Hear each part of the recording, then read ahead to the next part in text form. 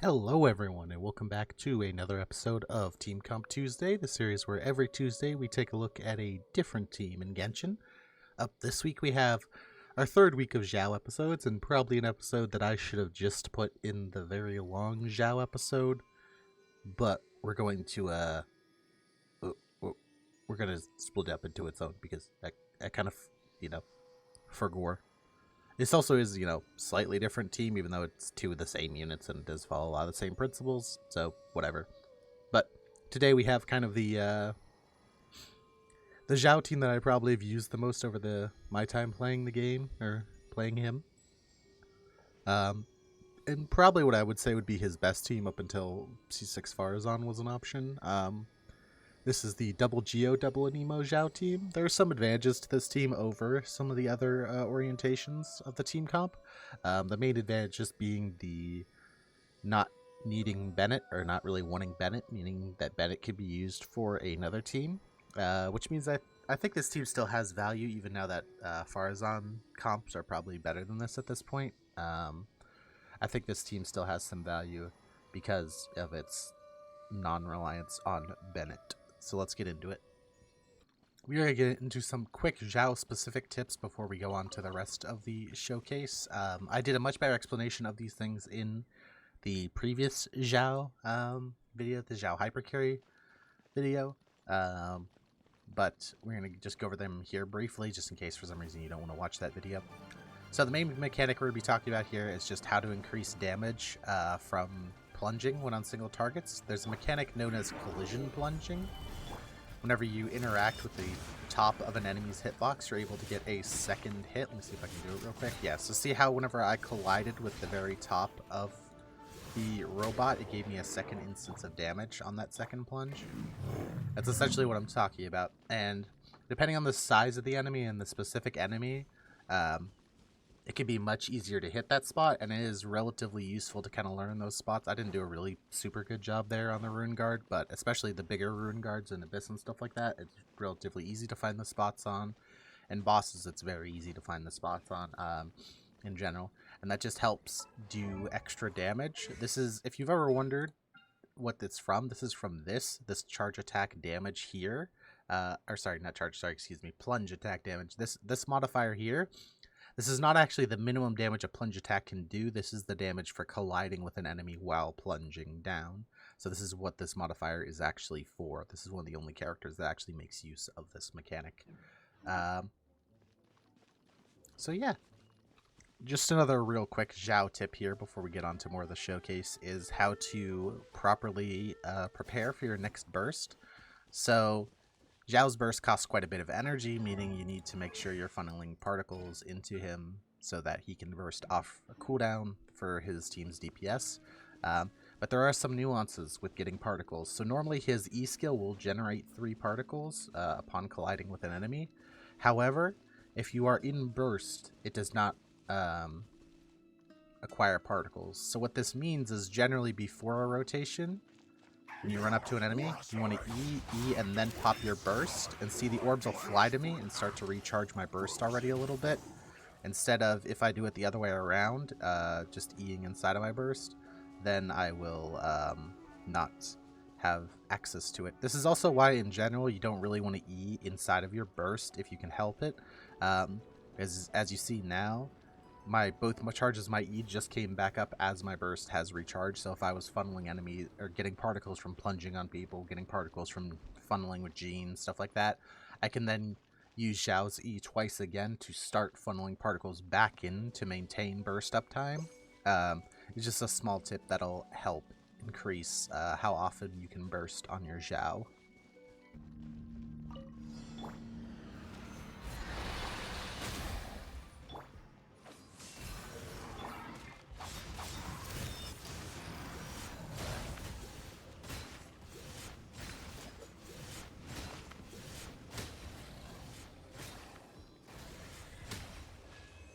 Alright, real quickly before we get into the individual team or individual character breakdowns, let's talk a little bit why double Geo, double Anemo actually works, and it's actually a pretty solid reason.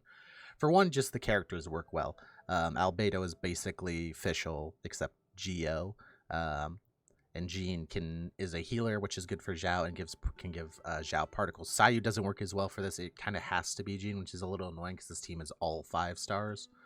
But the trade-off is that you don't need Bennet. So this is kind of a niche team to begin with, but it is nice to know. And if you are a diehard Xaio player, can make Albedo be an option worth considering if you sometimes have to use Bennet for other teams. But Elemental Resonance is the main thing that makes the double Geo core for this team actually good, increasing shield strength by 15%, and characters dealing damage get a 15% bonus, as well as decreasing Geo resistance on enemies by 20%. So Geo Resonance is one of the better resonances. Fatter shield on Zhongli, 15% damage buff for everybody, and then extra 20% Geo Res Shred, meaning that Albedo can do more damage on targets, is the kind of the main synergy that makes this team work, besides just the raw power level of the characters. Alright, now let's go character by character. We're going to start with the double Anemo units, and then we'll move on to the Geo. First up, obviously, is Xaio, the unit the team is built around. Weapons here, any crit rate weapon works pretty well. Jadewing Spear is his signature and generally one of his better options. Homa is good if you have it. Staff of Scarlet Sands is even pretty good if you have it. Do that really high crit rate. Substat and even some slight conversion here on stats. It's not super good, but just the fact of how much crit rate is on this weapon is pretty good. Deathmatch is perfectly fine if you have it and want to use it instead. You're kind of out of luck if you're looking for a true free-to-play option. You probably honestly have to pick up Blackcliff Pole from the shop. And if you are a Xaio main, I probably would recommend it, as there are not really any good free-to-play pole arms for him. The Missive Wind Splitter is okay if you did get it during the event. You could actually use this, but as that's an event weapon, again, you're kind of out of luck if you didn't get it. So, yeah, kind of annoying. Artifacts here, there are a couple options. There's both of the 4 sets, this Desert Pavilion Chronicle set. You just have to remember to normal attack after your plunges. This will give you some damage. There's also the set that is more kind of tailor-made for him, this Vermilion Hereafter set, which is basically just the fattest of attack buffs that synergizes with characters who lose HP. But both of those are going to normally be eclipsed by two-piece sets. Any 2-piece of the Anemo or the attack sets are what you generally want to go for, and you basically just pick the ones that have the best substats. Both of those 4-piece effects, while good, can be offset by even as low as like 4 or 5 better substats on pieces. So keep that in mind, as for most of you, unless you're just starting now, you'll probably have much better options for 2-piece Anemo just from trying to get VV for characters, and 2-piece Gladiator even from just farming, or 2-piece Shimenawas from farming Emblem. So this is more likely the setup you will probably be using. Crit rate or crit damage on these Circlet, Anemo, Goblet, and Attack Sands. Some side notes and stuff to look out for is that energy recharge substats are actually quite good.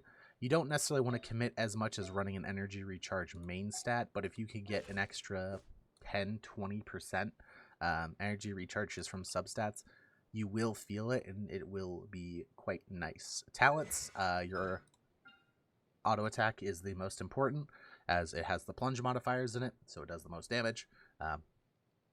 Then your burst, as it is the one that gives you the most bonus damage and stuff like that.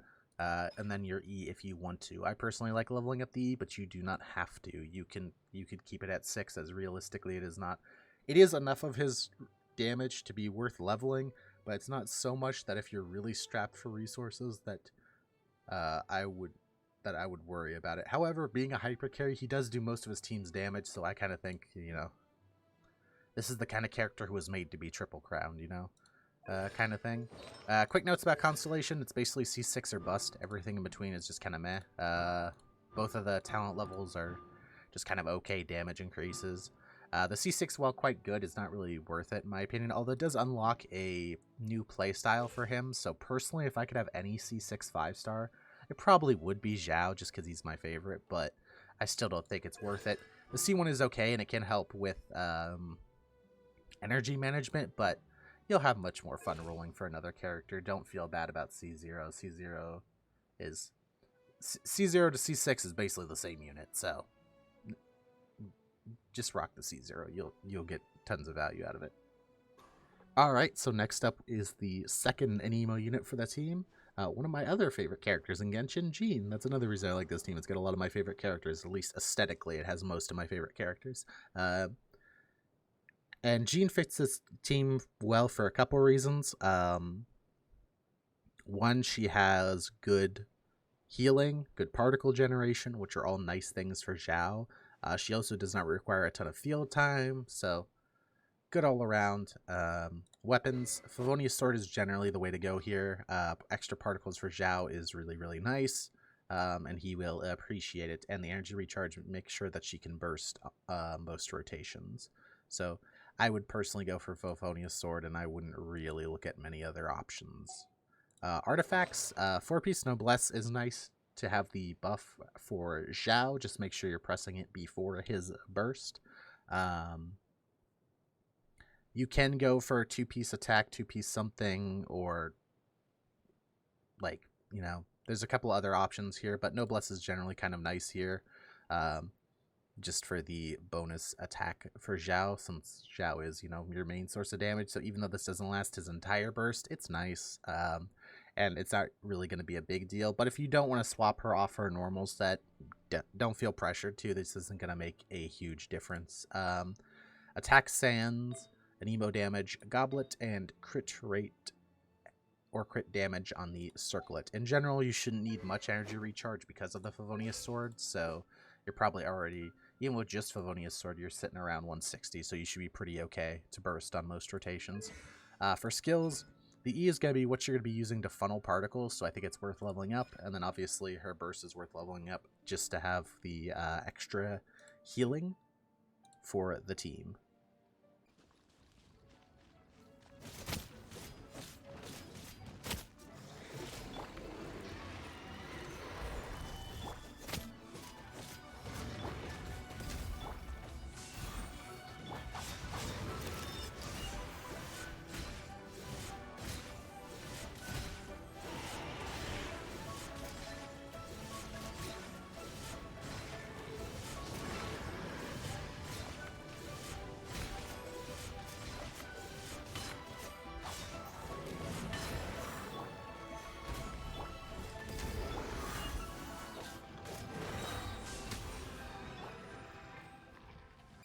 Alright, next up, let's talk about the double Geo core for this team.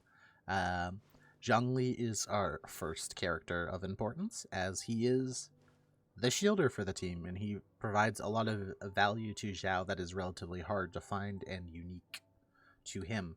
So let's first start with weapons. Favonius Lance, generally the way to go. Other option, Black Cliff, perfectly usable. Trade-off, fatter shield versus some energy gen for Xaio.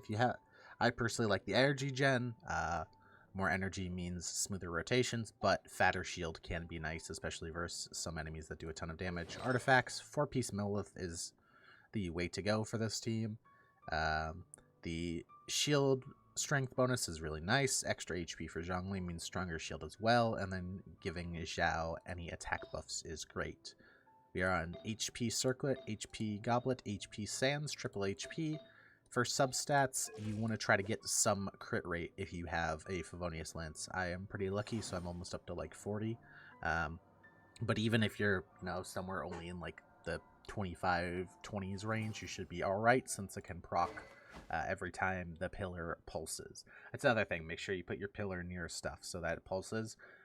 Another reason this team has some synergies is obviously because Zhongli's skill also makes other geoconstructs pulse, so it makes Albedo's Solar Isotoma also pulse, so it means that you don't have to be as strict with where enemies are while fighting them. For talents, you just want to level up. Your E is really the only skill you care about.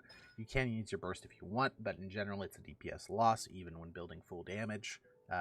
So the really only important skill here is your shield. Alright, last and certainly not least is Alfredo. This is probably his best team, or probably the team he is the most useful in outside of Ito's Geo teams. So, you know, if you want a reason to use him, this is a reason to use him. He's kind of like, he's essentially like a 5-star Geo official, which especially after the release of Dendro isn't super good, but he's not a bad unit. He's always just a good bonus damage unit for teams, but he doesn't really have a ton of super high synergies. But anyway, in this team, he's great because he gives us a second source of damage. He can actually do quite a bit of off-field damage with his solar isotomas. And this actually makes this team a little bit more fun to play in the open world. I know this is not the reason to roll the team, but I personally do find myself using this Xaio team in the open world more than the other Xaio teams because it's less reliant on setup, and often you can just drop Albedo's skill and then just use your Xaio skill and auto attacks and clear stuff no problem in the open world. So that's just a side note.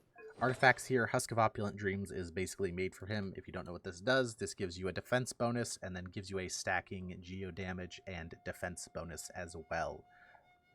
Albedo's skills scale primarily off defense, so this is very nice for him.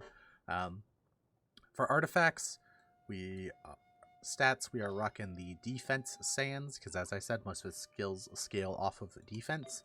A geo damage goblet, and a crit rate or a crit damage circlet. And for talents, you mainly care about leveling up his E. You can level up his burst. Again, like Zhongli's, it can sometimes be a DPS loss to use, but it can be a good time filler, and especially in other teams where the elemental mastery it gives is relevant, it can be nice to use. Now let's talk about weapons. So there's some good and some bad about this. The good is that there's an insanely awesome 4-star weapon. It says best in slot. The bad news, it was an event weapon. So if you missed it, you're kind of out of luck. But Cinnabar Spindle is his best option. It gives him a huge defense bonus and then increases your elemental skill damage by 80% of your defense, but it can only trigger once every so often. Do not fret though, there is another very solid option, and that is the Harbinger of Dawn. Now, why is this so good? This is so good for him, one, because he'll basically always be at the HP rate to trigger its passive, due to Zhongli's shield and him not needing field time himself, meaning that, you know, he's almost never in danger. Also, because he does not scale with attack really whatsoever, the low base attack on this weapon when maxed out is not an issue whatsoever.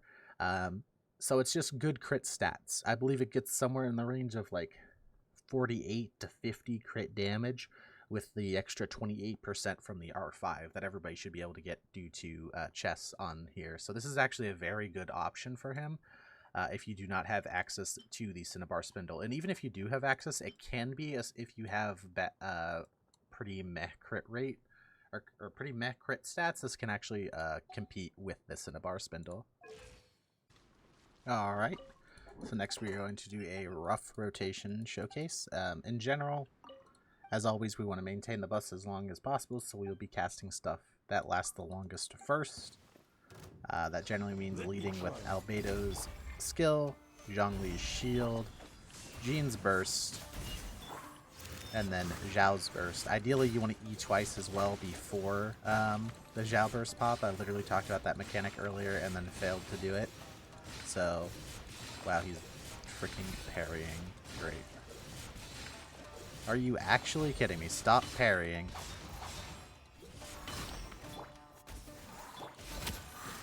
And then we go back into funneling. Just make sure you're redropping the skills as needed.